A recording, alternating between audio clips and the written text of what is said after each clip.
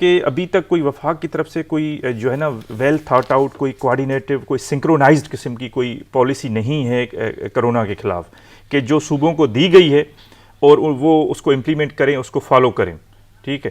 اچھا آپ دیکھیں کہ 4 صوبے ہیں, چاروں کی اپنی اپنی پالیسی ہے. بالکل بھائی ملک تو ایک ہے نا, اگر آمد و رفت آپ کھولیں گے, ٹھیک ہے, انٹر پروونشل اگر آپ روٹس کھولیں گے, ٹرانسپورٹ کھولیں گے, تو اس کے لیے جو آپ کی پالیسی ہونی چاہیے وہ ایک ہی ہونی چاہیے, وہ سیم پالیسی ہونی چاہیے, وہ سنکرونائزڈ ہونی چاہیے. ٹھیک ہے. ایک صوبہ کھولے گا دوسرا نہیں کھولے گا تو اس سے تو ایک کنفیوژن کریٹ ہوتی ہے. ٹھیک ہے. تو ایک قسم کی کنفیوژن ہے, مطلب ایک کیوس ہے. کنفیوژن بھی ایک چھوٹا سا ورڈ ہے کہ ایک پالیسی کیوس ہے. ٹھیک ہے.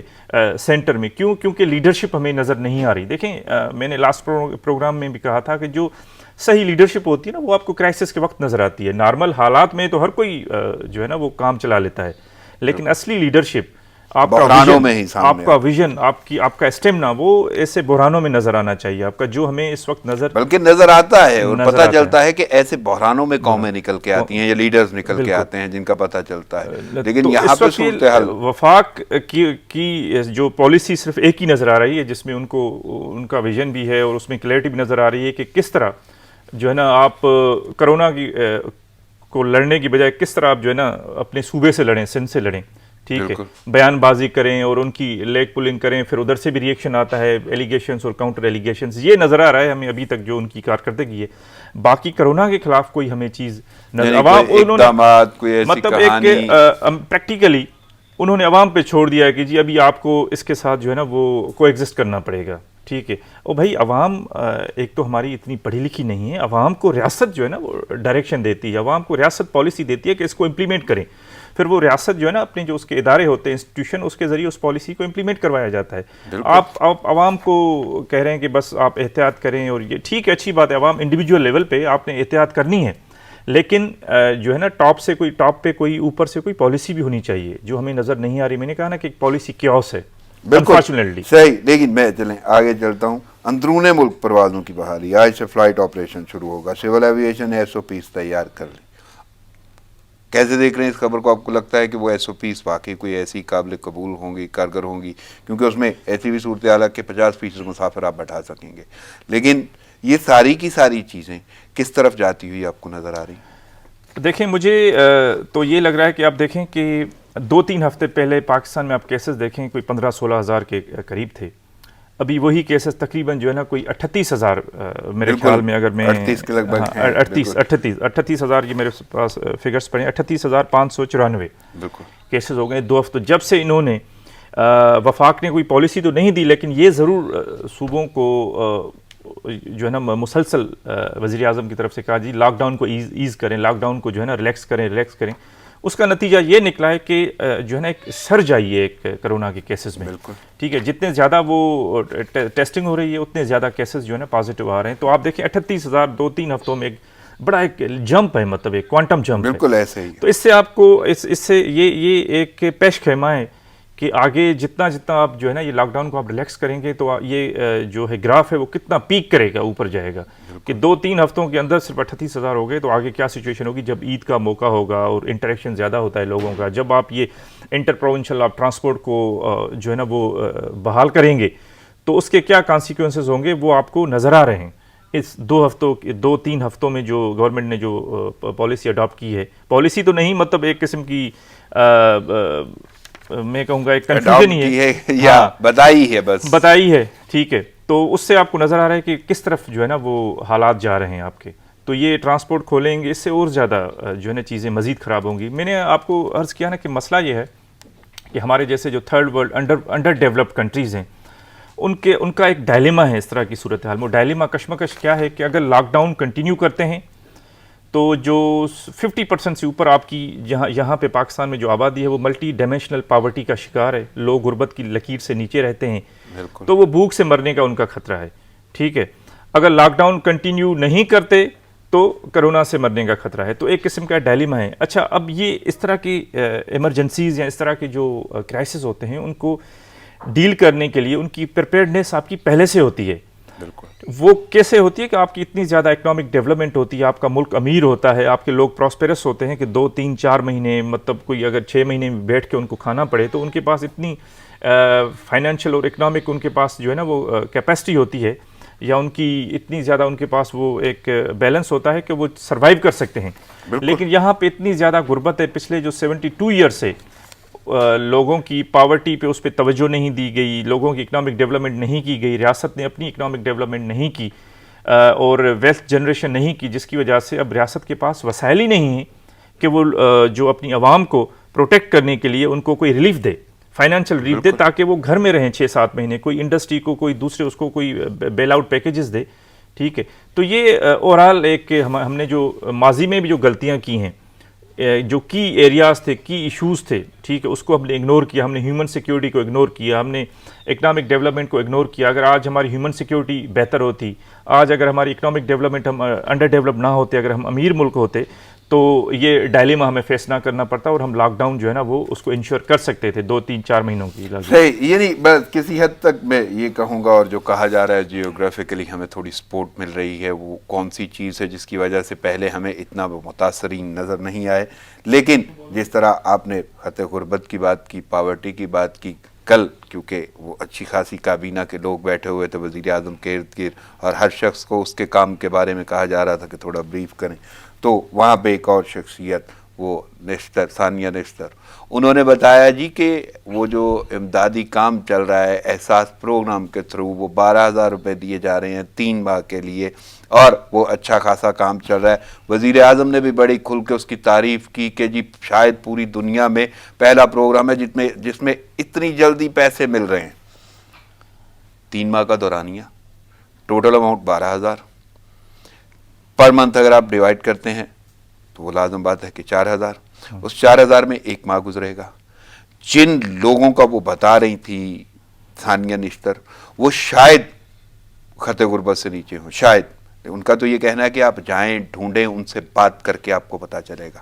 ٹھیک ہے, اور شاید ان کے پاس اتنا نیٹ ورک تھا کہ انہوں نے ڈھونڈا اور ان سے وہ انہیں اماؤنٹ دے دی. لیکن یہ تو وہ لوگ تھے جو خطِ غربت سے نیچے تھے.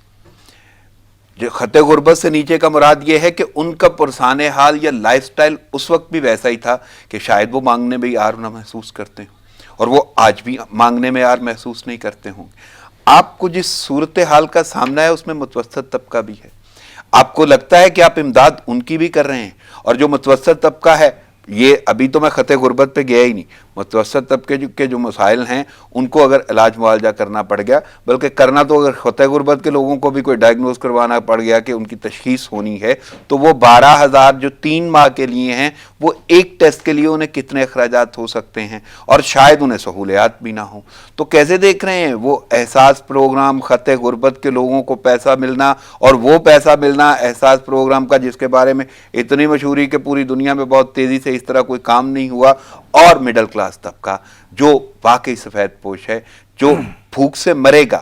غریب طبقہ پہلے بھی بھوکا تھا اور بھوک سے نہیں مر رہا تھا, وہ مانگنے میں یار نہیں کر رہا ہوگا, آج بھی اس کے وہ سورسز ویسے ہوں گے, اور اس کے بارے میں ہر شخص کو پتا ہے یہ غریب ہے, اس کی مدد کر دیں گے وہ.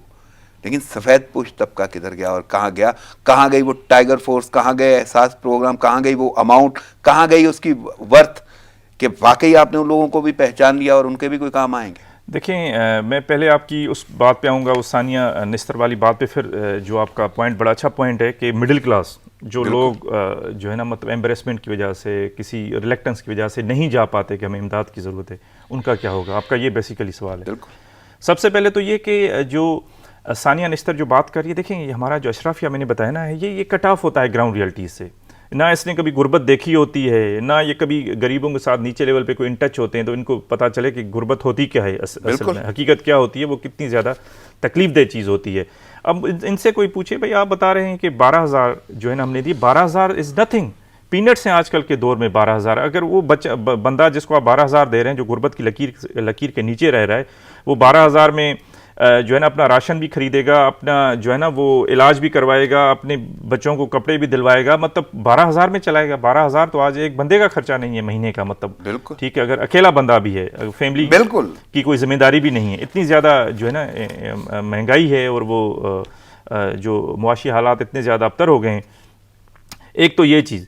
اچھا, دوسرا اس احساس پروگرام اور ٹائیگر فورس, دیکھیں افسوس کی بات یہ ہے کہ ایسے حالات میں بھی یہ جو ہمارا ایک بحث قسم کا جو اشرافیہ ہے پاکستان کو, ایسے حالات میں وہ سیاست کرتا ہے ٹھیک ہے, کہ کس طرح عوام کو 2-4 روپے دے کے, ٹھیک ہے, پھر بتایا جائے کہ ہم نے تو اتنا دیا, ہم نے تو اتنا دیا. بھائی آپ نے کوئی عوام پہ کوئی احسان کیا؟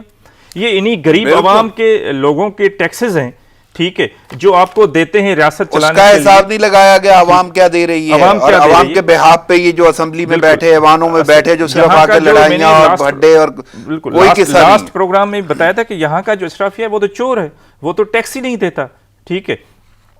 تو یہ عوام ہی ہے اس ملک. اب دیکھیں اس ملک میں سب سے لوگ کہتے ہیں جی پاکستان جو ہے نا one of the heavily taxed countries.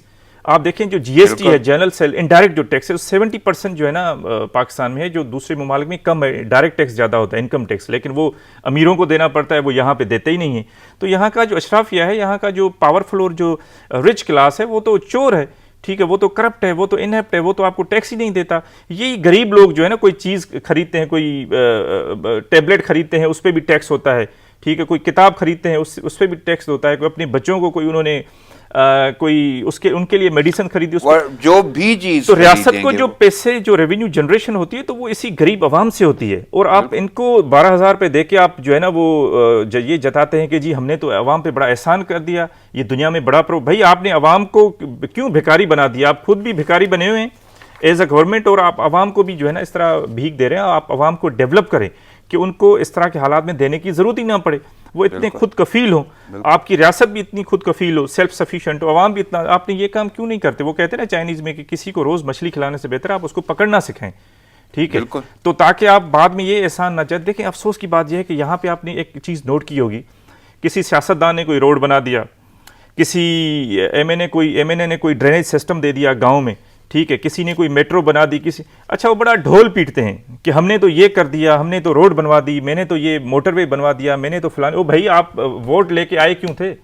ٹھیک ہے, آپ عوام کا ووٹ لے کے, عوام نے اسی لیے آپ کو ابھی کیونکہ برابر آپ نے یہ بات چھیڑ دی, اور ہم نے آغاز کیا تھا کہ یہ جو اشرافیہ ہے نا, انہوں نے تو وہ دور ہی نہیں دیکھے, ان لوگوں میں نہیں بیٹھے, انہیں پتہ ہی نہیں ہے مسائل کیا ہوتے ہیں. یہ جو آپ نے ذکر چھیڑا ہے نا کہ روڈ بنا دی, وہ روڈ کے پیچھے کتنی کہانیاں ہوتی ہیں, یا وہ سیوریج لگا دی, روڈ بچائی جائے گی, پوری عوام, ایریا, محلہ, یونین, کونسل, یہ وہ لوگ جب تک کرتا دھرتا, جب تک آ کے یہ نہیں بولیں گے نا کہ سر اب پانی بھی چلوانا ہے, سر وہ گیس کے پائپ لگوانے ہیں, اب میٹر بھی لگوا دیں, اب سپلائی بھی دلوا دیں, اور اس پہ کیا کیا سلسلے ہوتے ہیں. وہ ایک ایسی صورتحال ہے کہ نسل در نسل, پتہ نہیں نسلوں کے بعد یہ پتہ چلتا ہے کہ اس کے باپ کے دور میں یہ پائپ لگا تھا, اور اگلی نسل میں آ کے شاید یہاں پہ سپلائی شروع ہوگی. تو یہ تو قصے ہی اور ہیں, بلکہ وہ قصے بھی اور ہیں کہ حکومت کر کے رہی ہے, امداد کی کیا صورت ہے. مجھے اس سے غرض نہیں ہے, ٹھیک ہے, آپ نے چلو ایک ایسے طبقے کو دینا شروع کر دیا جو شاید پہلے بھی غریب تھا, اب بھی غریب ہے, آپ کی نظر میں اس کی کچھ مدد ہو جائے گی. لیکن ناگہانی صورتحال میں آپ کو اس طبقے کا سوچنا ضروری تھا جو سفید پوش تھا. وہ بھی غریب ہو رہے تھے, جن کی نوکریاں, جن کے وہ چھوٹے موٹے بزنس, یہ جو کووڈ کے چکر میں وہ ہوئے نا, ڈسٹرب ہوئے, متاثر ہوئے, ان کے بارے میں آپ نے ٹائیگر فورس بنائی. کیا واقعی اس نے یہ سب کچھ چیک کر لیا کہ لوگ کیا کس صورتحال میں جی رہے ہیں؟ اور میں نے بتایا کہ یہ جتنی بھی امداد ہے, بلکہ یہاں پہ مخیر حضرات کی امداد, ہم نے تو ایک ایک چیز آئٹم دیتے ہوئے بھی سیلفیاں دیکھی, ہم نے وہ حرکات و سکنات دیکھی کہ پتہ نہیں کس طرح سے وہ مدد کو پرچار بنا دیا گیا, تشہیر بنا دیا گیا. لیکن اس کے باوجود میں یہ کہوں گا کہ وہ طبقہ جو سفید پوش ہے اس کے ساتھ کیا ہو رہا ہے کچھ نہیں سوچا گیا. اور اس کے بعد خطے غربت والوں کو جتنا دیا جا رہا ہے اور جتنا بتایا جا رہا ہے, وہ میرے خیال میں آپ کو لگتا ہے کہ واقعی دنیا کے بہت بڑے بڑے وہ جو ہیں اقدامات کیے جاتے ہیں, یہ منصوبے ہیں, ان میں سے ایک ہے وہ. دیکھیں آپ نے یہ جو آپ کا پوائنٹ ہے نا, بڑا اچھا پوائنٹ ہے کہ یہ جو مڈل کلاس جو سفید پوش جو طبقہ ہے اس کا کیا بنے گا. میں آپ کو ایک پریکٹیکل ایک ایگزامپل دیتا ہوں, فرسٹ ہینڈ ایگزامپل. کل میں ایک ٹیکسی میں ٹریول کر رہا تھا اسلام آباد, ود ان اسلام آباد ہی. تو جو ڈرائیور تھا اس نے کہا سر ایک ریکویسٹ اگر آپ مائنڈ نہ کریں. تو میں نے کہا پتہ نہیں اس نے کیا بات کرنی ہے. میں نے کہا جی آپ فرمائیں. اس نے کہا کہ سر یہ میں ٹیکسی کرائے پہ چلاتا ہوں, مڈل کلاس بندہ تھا, ٹیکسی کرائے پہ چلاتا ہوں, میں ریٹائر بندہ ہوں, یہ کرائے پہ چلاتا ہوں, اس کو بھی پیسے دینے ہوتے ہیں جو ڈیلی اس کا وہ جو رینٹ ہوتا ہے. لیکن آج کل وہ لاک ڈاؤن کی وجہ سے لوگ کم ٹریول کرتے ہیں, تو مطلب وہ پیسے تو آپ جو ہے نا, مجھے 3-4 میری بیٹیاں ہیں, میری راشن کی جو ہے نا آپ ہیلپ کروا دیں, ٹھیک ہے. تو پھر وہ میں نے اس کو کچھ نمبر دیے. جو لوگ وہ ہیلپ کر رہے تھے، مطلب 1-2 NGO تھی، میں نے کہا آپ ان سے رابطہ کریں تو آپ کی یہ ہیلپ کر دیں گے. اب اس نے جو ریزن بتائی نا کہ میں آپ کو ریکویسٹ کیوں کر رہا ہوں پرسن، اس نے یہی بتایا کہ سر جہاں پہ راشن ڈسٹریبیوٹ ہوتا ہے وہاں پہ میں نہیں جا پاتا کیونکہ وہ لوگ تصویریں نکالتے ہیں، ٹھیک ہے، بالکل وہ لوگ سیلفیاں نکالتے ہیں، تو میں سفید پوش بندہ ہوں، تو مجھے تھوڑا سا وہ ایک شرم سی فیل ہوتی ہے کہ یار وہاں جا کے میں لائن میں کھڑا ہوں، اور وہ جن کو نہ بھی پتہ ہو میرے حالات کا، ان کو ایک بھرم سا ہوتا ہے، ایک میری سیلف ریسپیکٹ ہے تو وہ میری ہرٹ ہو جائے گی، تو اس لیے میں وہاں پہ نہیں جاتا، اور میں آپ سے ریکویسٹ کر رہا ہوں پرسنل لیول پہ.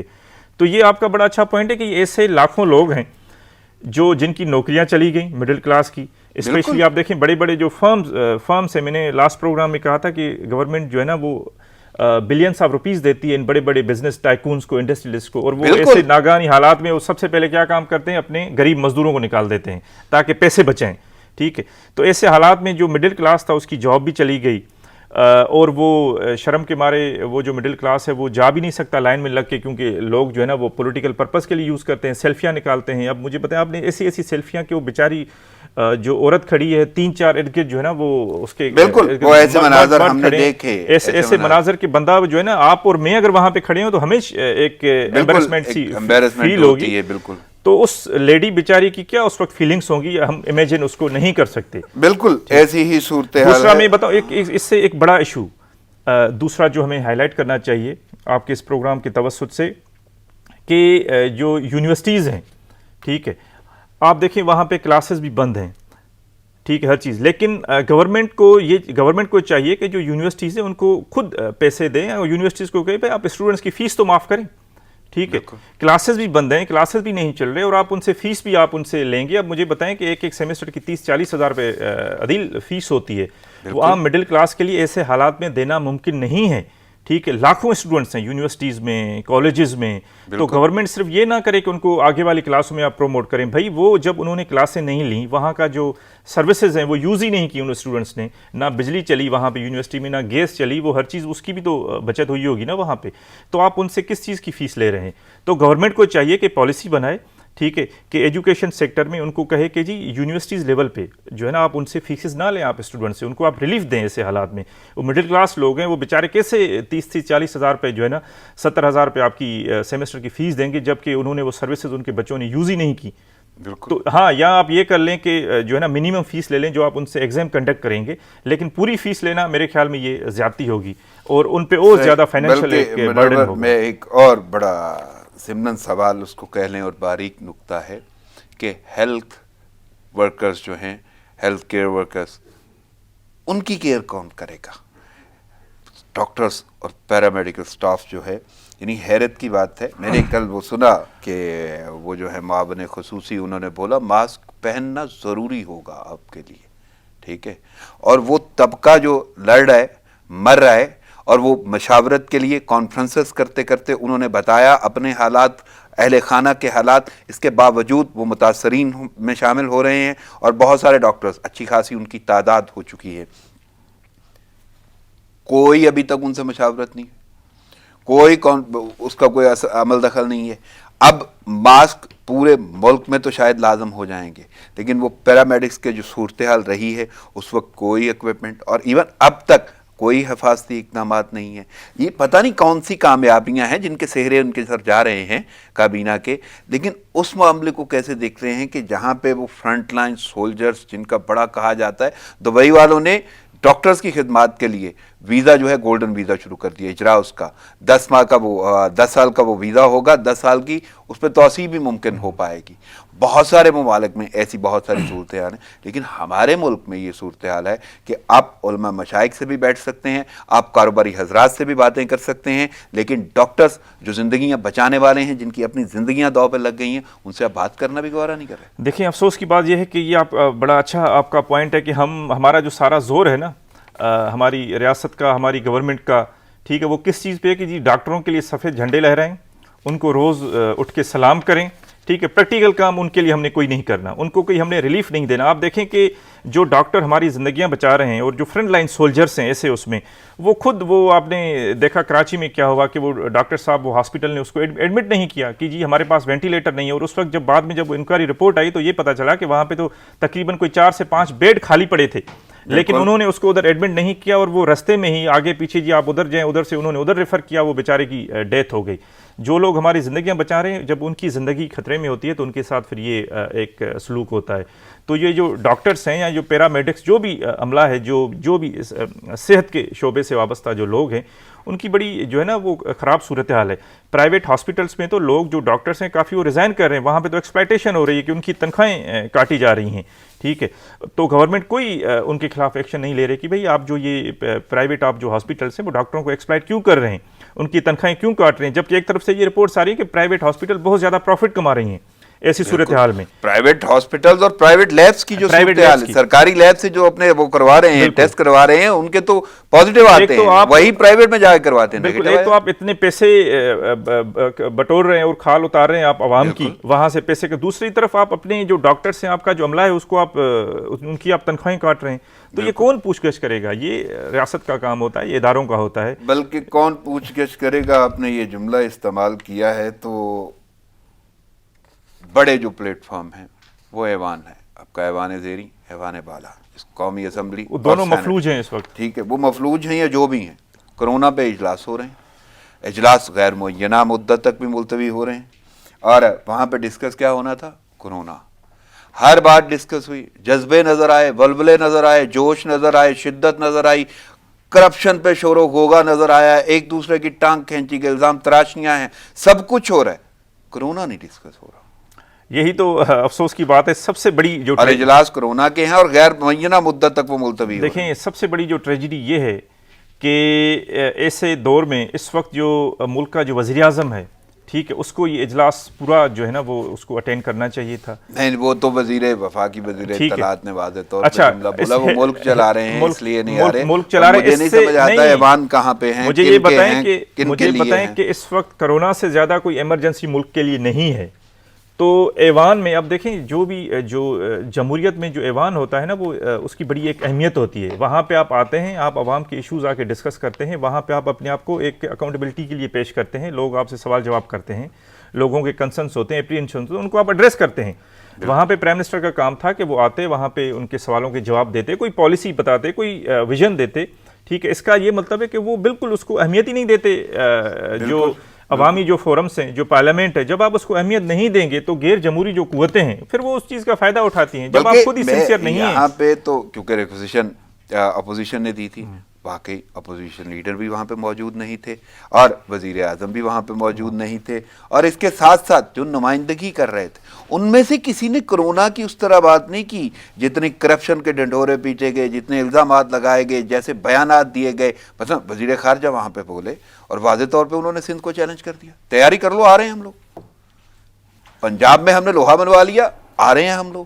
پنجاب میں یعنی حیرت کی بات ہے. اور مجھے یہ سمجھ نہیں آئی کہ حالات حاضرہ میں سب سے اہم مسئلہ واقعی کیا کرونا ہے یا نہیں؟ ایوانوں میں بیٹھے تو بے خبر ہے. یہ عدیل, یہ مسئلہ نہیں ہے, یہ ایمرجنسی ہے, ایک قسم کی گلوبل ایمرجنسی ہے, نیشنل ایمرجنسی ہے. یہ صرف عام مسئلہ نہیں ہے کہ جس کو آپ نے آج ڈسکس کیا ٹھیک ہے ورنہ کل کر دیں گے, یہ وہ سچویشن نہیں ہے. اپوزیشن لیڈر کو بھی آنا چاہیے تھا, لیکن ان کی اگر طبیعت ناساز ہے تو چلیں اس کو آپ ایکسکیوز کر سکتے ہیں. لیکن جو پرائم منسٹر آف پاکستان ہے, انہوں نے بولا وہ اس وقت ہیلتھ منسٹر بھی ہے. ٹھیک ہے, وہ پورٹ فولیو بھی ان کے پاس ہے, if I am not wrong. بالکل ٹھیک ہے, یہ چیز بھی ہے. بلکہ احسن اقبال نے واضح یہ بولا ہے, بلکہ انہی ہیڈ لائنز کا ادھر جو گورنمنٹ حکومت کی کرونا پر کوئی پالیسی بھی ہے یا نہیں, یہ احسن اقبال کا سوال ہے. اور کل کی بات ہے جس میں یہ سوال تھا کہ وہ صحت کے حوالے سے پالیسی بنانی ہے, وزیر صحت ہی نہیں ہے. اور ان کو احسن اقبال یعنی اپوزیشن ہے جس نے یہ اجلاس بلایا ہے, ان کا بھی اعتراض یہی ہے کہ ایسی وزراء اور مشیروں کے ایوان میں نہ آنے پر اظہار تشویش ہے انہیں. یعنی کرونا کی تشویش اتنی نہیں ہے, باقی معاملات چلیں ٹھیک ہے, اور اس کے بعد وہ صورتحال جس کا آپ ذکر کر رہے ہیں. میں نے کہا نا کہ مسئلہ یہ ہے کہ جو ایسے صورتحال میں لیڈرشپ آپ کو نظر آنی چاہیے, آپ کو پالیسی بورڈ نظر نہیں, ایسی صورت میں سیاست جو ہے نا اپنے عروج پہ نظر آ رہی ہے.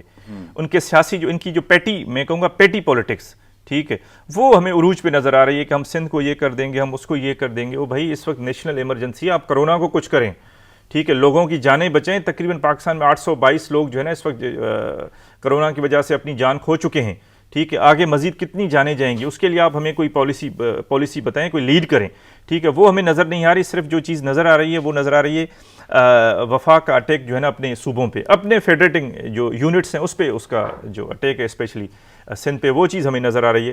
اور اہمیت کا اندازہ اس سے لگائیں کہ وہ پارلیمنٹ کو کتنی دیتے ہیں کہ عمران خان اجلاس میں ہی نہیں ہے, ٹھیک ہے. جو ہیلتھ منسٹر بھی ہیں, جو ملک کے پرائم منسٹر بھی ہیں, انہوں نے اہمیت ہی نہیں دی اس کو کہ اس اجلاس کی کوئی اہمیت ہے. اب دیکھیں یہ ایک ایکسٹراڈنری اجلاس تھا, یہ عام اجلاس نہیں تھا, عام حالات نہیں ہے, نارمل حالات نہیں ہے سچویشن, یہ ایکسٹراڈنری حالات ہیں. تو اس میں جو سیشن تھا نیشنل اسمبلی کا وہ بھی ایکسٹراڈنری قسم کا ایک سیشن تھا, جس میں پرائم منسٹر کو ہر حال میں وہاں پہ موجود ہونا, اور یہ کہا گیا کہ اس کو کوئی بڑا ضروری کام تھا. بھائی اس کرونا سے زیادہ, اس ایمرجنسی کو ڈیل کرنے سے زیادہ پرائم منسٹر کو کیا ضروری کام ہو سکتا ہے؟ بالکل حیرت پہ مبنی ہے یہ بات. بالکل, اور مجھے کوئی اعتراض نہیں واقعی جی, وہ کرونا کے لیے تھے بھی ملک کے اندر کرونا کے لیے, بلکہ واضح طور پہ انہوں نے بولا کہ وہ میٹنگز اٹینڈ کر رہے ہیں, کرونا کی صورتحال کو وہ نمٹا رہے ہیں, وہ ملک کے کام کر رہے ہیں. ملک میں مجھے نہیں سمجھ آیا یہ مقننہ یعنی سینٹ مقننہ قانون سازی ہوتی ہے, یہ کہاں کا پلیٹ فارم تھا, یہ قومی اسمبلی کہاں کی ہے, یہ سینٹ کہاں کا ہے, یہ ایوان کہاں کے ہیں, لیکن وہ جو ملک چلا رہے ہیں وہ شاید کوئی اور ہے.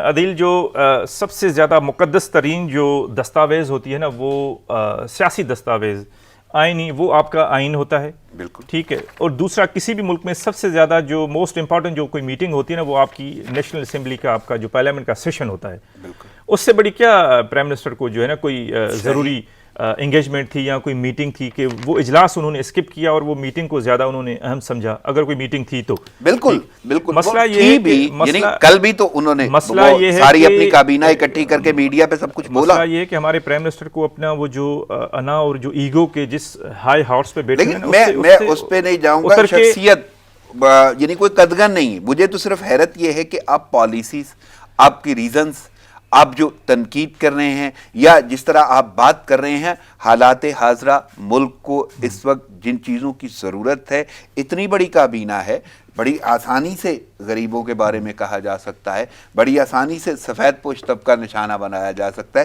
بڑی آسانی سے کچھ بھی کہہ دیا جا سکتا ہے, لیکن جواب دہ تو ہیں, یعنی حکومت جواب دہ تو ہے, اور مرکز واضح طور پہ جواب تو دینا ہوگا. بلکہ بہت ساری ایسی صورتیں جس کا میں نے ذکر کیا ہے کہ وہ نہیں ہو پا رہی, اقدامات ہیں, ہونے چاہیے. اور اس وقت جو صورتحال ہے وہ ناگہانی آفت کی ہے, پینڈیمک ہے, پوری دنیا اس میں مبتلا ہے, اور آپ کیا کر رہے ہیں, آپ کو جواب تو دینا ہے. اور سب سے اہم پلیٹ فارم آپ کا وہ تھا, وہ ایوان تھے, جہاں پہ آپ منتخب ہو کے آتے ہیں, عوامی نمائندے ہیں, عوام نے آپ کو منتخب کیا, ان کے مسائل ڈسکس ہونے ہیں.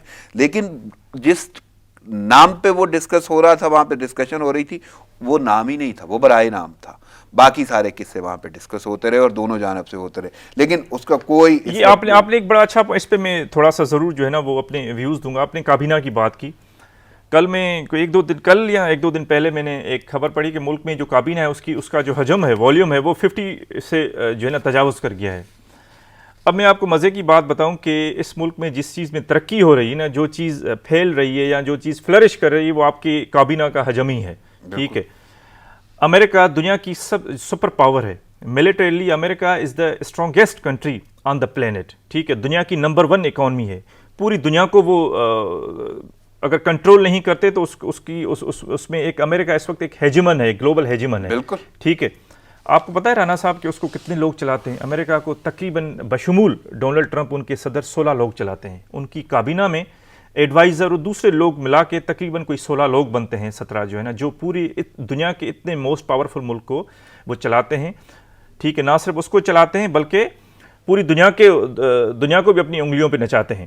ٹھیک ہے. بالکل, کیونکہ وہ سپر پاور ہے.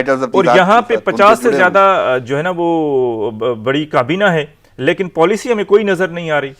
پالیسی بھی اپنی جگہ. پچھلے دنوں اسی طرح وہ جو ہے نا صحافی طبقہ ان سے گفتگو ہوتے ہوئے یہ سوال ہو گیا تھا ان سے, اور یہ سوال ہوا تھا کہ آپ کے ارد گرد جو لوگ بیٹھے ہوئے ہیں وہ شاید وہ منتخب نہیں. تو اس وقت بھی وزیر اعظم نے یہی بولا تھا کہ امریکہ میں بھی یہی ہے, لیکن امریکہ کی کاؤنٹنگ نہیں انہوں نے کی تھی, وہ صفات انہوں نے ضرور بیان کی کہ وہاں پہ بھی ایسے لوگ ہیں. امریکہ کی یہ نہیں بتایا کہ امریکہ دنیا کی نمبر 1 اکانومی ہے, امریکہ دنیا کی نمبر 1 ملٹری پاور ہے, یہ ان کی پازیٹیو نہیں بتائیں گے.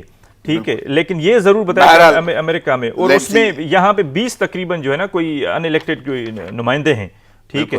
अनइलेक्टेड 20 हैं, अमेरिका में जो है ना टोटल काबीना 16-17 लोग हैं, और वो पूरे दुनिया को चला रहे हैं और ये अपने मुल्क को नहीं चला पा रहे इतनी बड़ी काबीना रख के भी। तो ये ऐसे ही लग रहा है कि इन्होंने जो है ना लोगों को रोजगार से लगाया हुआ है। सही। किसी को एक और अहम नुकता, रमज़ानुल मुबारक है। अब रमज़ानुल मुबारक बाबरकत महीना है, आखिरी अशरा चल रहा है। आखिरी अशरे से मुराद ये है एक तो पूरा रमज़ान, ऊपर से आगे करीब ईद की आमद होगी, और ये सारी की सारी सूरत हाल में महंगाई का मरतोड़ है। यानी जो आदाद व शुमार भी आए उनके मुताबिक 14 अशियाए ज़रूरिया जो हैं उनकी कीमतों में इजाफा हुआ। पहले तो मैं ये इस पे तबसरा चाहूँगा कि मुल्क में, इस्लामी मुल्क में रमज़ान मुबारक है, ईद की आमद है, लेकिन महंगाई की वही सूरत हाल है।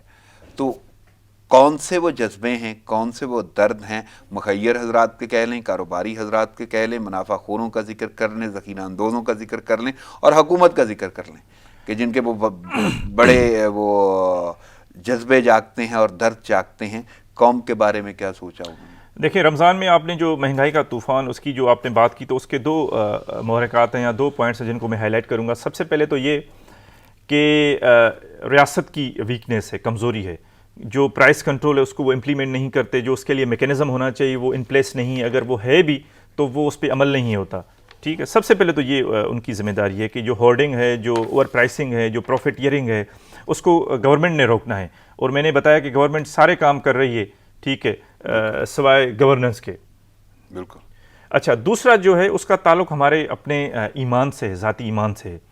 देखें, आपने एक चीज़ नोट की होगी कि हम जो है ना, मतलब स्पेशली हम पाकिस्तान के जो हम मुसलमान हैं, ठीक है, वो बहुत ज़्यादा हम दावा करते हैं तकवा का, परहेज़गारी का और इस तरह की चीज़ों का।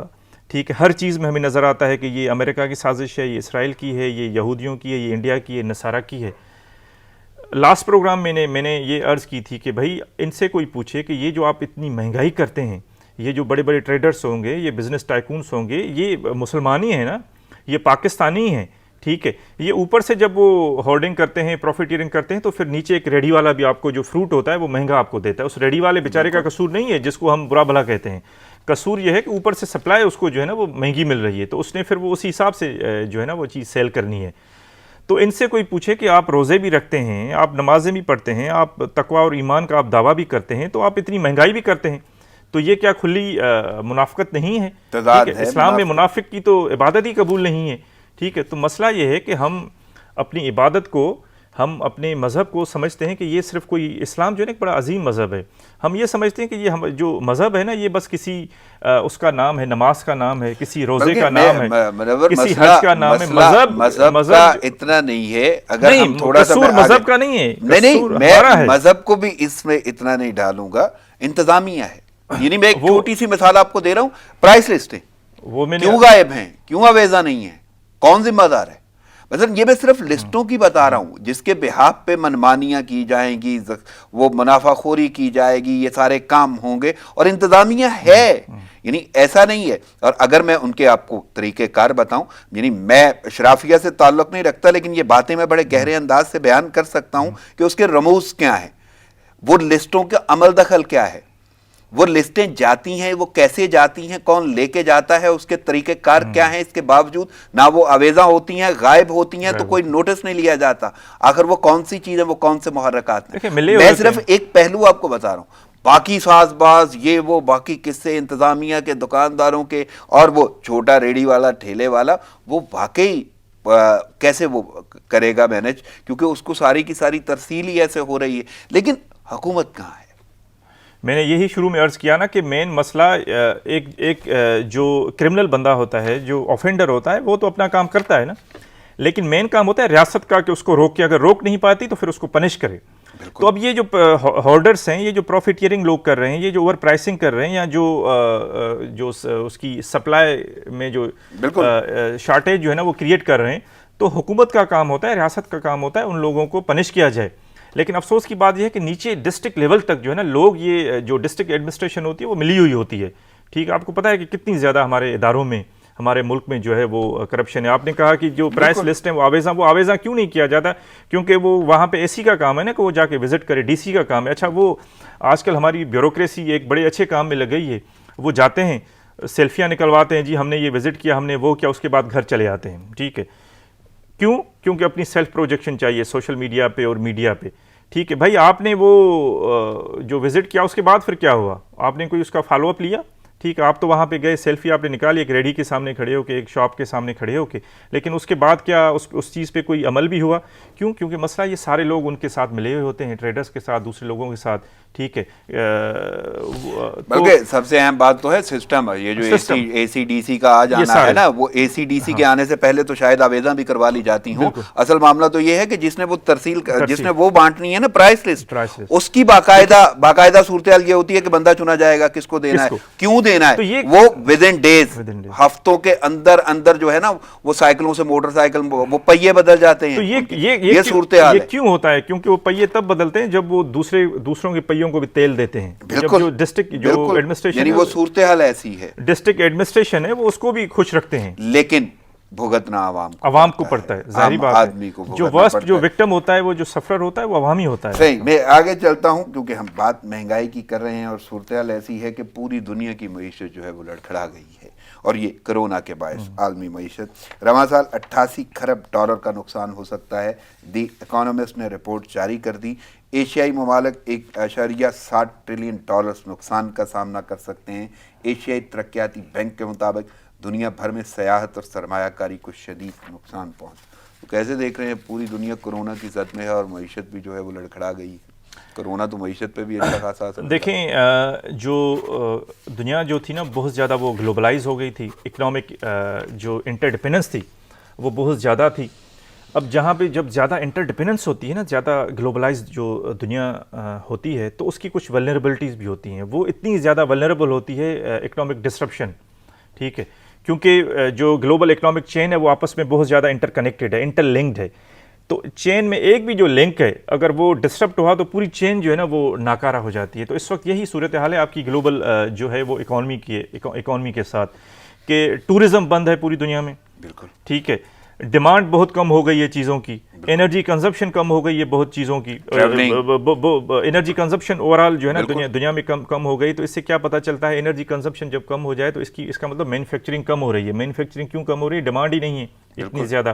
اچھا, کافی دنیا کے ایسے ممالک ہیں جہاں پہ جو ان کی ساری جو جی ڈی پی ہے, وہ اس کا جو سورس آف ریونیو ہے, جنریشن, وہ ان کے ٹورزم سے آتا ہے. لیکن جو انٹر کانٹیننٹل یا انٹر جو کنٹری جو وہ ٹرانسپورٹ ہے یا جو آمد و رفت کے ذرائع ہیں, وہ ساری ایویشن انڈسٹری پوری بند ہے, ہوٹلنگ پوری بند ہے. ٹھیک ہے, تو وہ بہت زیادہ وہ سفر کر رہے ہیں. اچھا, دوسرے جو کافی کنٹریز ہیں وہ ایکسپورٹنگ کنٹریز تھے, جو مینوفیکچرنگ کرتے تھے اور وہ ایکسپورٹ کرتے تھے, لیکن وہ اس میں بھی بہت زیادہ وہ ڈیکلائن آیا ہے ان کی ایکسپورٹ میں, یا ان کی جو ڈیمانڈ تھی باہر سے.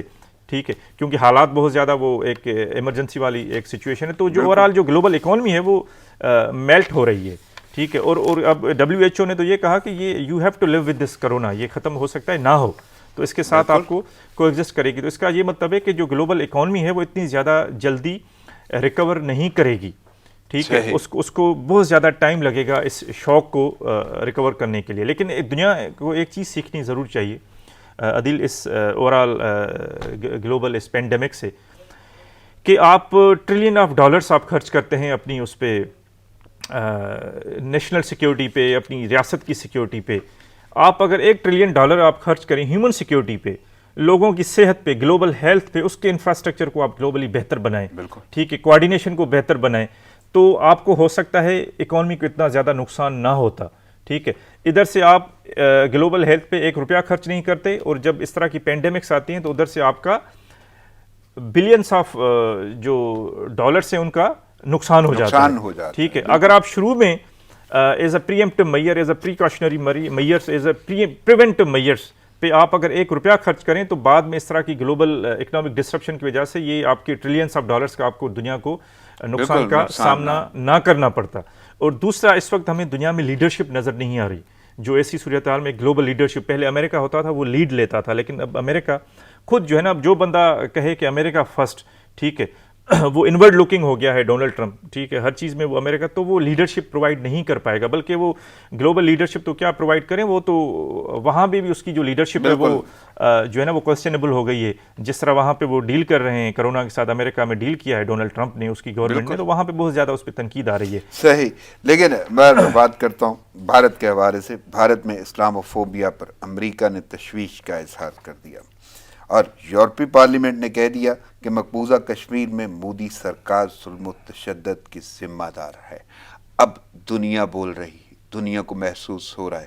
یعنی مقبوضہ کشمیر کی جب ہم بات کرتے تھے تو شاید کوئی نہیں سنتا تھا، اب لوگوں کو محسوس ہونا شروع ہو گیا، گونج دنیا تک چلی گئی، برملا اظہار کیا جا رہا ہے. لیکن اس کے باوجود بھارت بے حس ہے، بھارت ہٹ درم ہے. بھارت کا بھیانک چہرہ، مکروہ چہرہ جو پوری دنیا نے دیکھنا شروع کر دیا، اس پہ اظہار کرنا شروع کر دیا. اور لیکن اس کے باوجود مقبوضہ کشمیر کے باسی، وہاں کے رہنے والے جو آزادی کی جنگ لڑ رہے ہیں، ان کا کرفیو نہیں ختم کیا گیا، ان کا لاک ڈاؤن نہیں ختم کیا گیا، ان پہ کیا مظالم ڈھائے جا رہے ہیں اس تک ایکسیس نہیں ہے، کوئی رسائی نہیں ہے، میڈیا وہاں تک نہیں جا پا رہا. بلکہ وہ وہاں تک جانا تو بڑی دور کی بات ہے، جو وہاں پہ موجود ہوں گے میڈیا کے، ان کے ساتھ جو سلوک کیا جا رہا ہے وہ بھی ایک الگ میٹر ہے. لیکن ان کا پرسان حال کیا ہے؟ دوسرا یہ جو باتیں ہو رہی ہیں کہ اگر امریکہ کو بھی تشویش ہونا شروع ہو گئی ہے اور یورپی پارلیمنٹ یہ بتا رہی ہے کہ ذمہ دار مودی سرکار ہے، تو بھارت کہاں ہے؟ دیکھیں یہ جو اوورال کرونا کی وجہ سے پوری دنیا میں جو گلوبل اٹینشن ہے اس وقت اس پینڈیمک پہ لگی ہوئی ہے، تو بھارت اس چیز کا بڑا جو ہے نا اس چیز کو ایکسپلائٹ کر رہا ہے، اس کا فائدہ اٹھا رہا ہے. اس پینڈیمک کی آڑ میں بھارت کو پتہ ہے کہ دنیا کی توجہ اس کرونا کی طرف ہے، تو اور زیادہ وہاں پہ ہیومن رائٹس وائلیشن کی باتیں جو ہے نا وہ خبریں وہ لیک ہونا شروع ہو گئی ہیں. ابھی آپ نے دیکھا پچھلے دنوں جھڑپیں ہوئی ہیں وہاں پہ جو کشمیری تھے، اور وہاں کے جو بھارت کی جو سیکیورٹی فورسز ہیں ان کے ساتھ ان کی جھڑپیں ہوئی ہیں. تو بھارت اس چیز کو جو ہے نا وہ ایکسپلائٹ کر رہا ہے، دنیا کی جو اٹینشن جو ڈائیورٹ ہوئی ہے کرونا کی طرف. اچھا، ایک تو یہ چیز ہے. دوسری جو چیز ہے وہ یہ ہے وہ جو اسلاموفوبیا ہے نا، بلکہ وہاں پہ تو ان لوگوں نے یعنی اتنی پس سوچ کی حامل ہے وہ مودی سرکار اور ان کے وہ ہندتوا اور آر ایس ایس کے نظریات کے حامی جتنے بھی ہیں، کہ کرونا کا ذمہ داری مسلمانوں کو انہوں نے تو ٹھہرانا.